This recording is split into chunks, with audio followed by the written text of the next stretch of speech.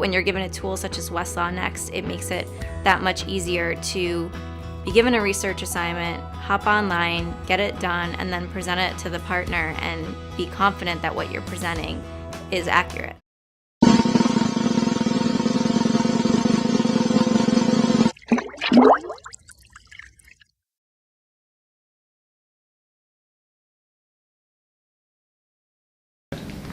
Contract analysis is software that can automatically read and review a set of sample contracts. It can tell you how they're organized, what clauses are required and which are optional.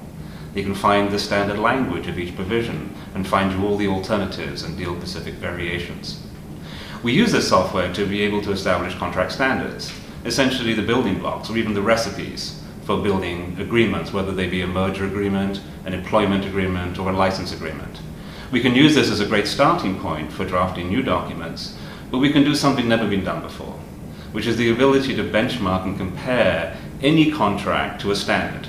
Now that standard could be a market standard if we review and analyze public content, or it can be your firm's best practices if we review and analyze your documents. And using the standard, we can then compare one of your documents, your contracts, to the standard and tell you how it stacks up.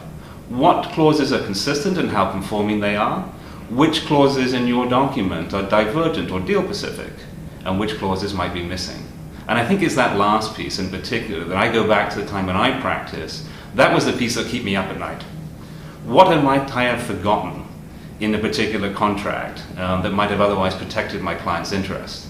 In fact, I do remember waking up with a cold sweat one night thinking that I just drafted a very complicated document and I knew something was wrong. I couldn't put my finger on it, but the next day I went back and found out. Today I can do that within seconds to be able to determine how your document compares to that standard.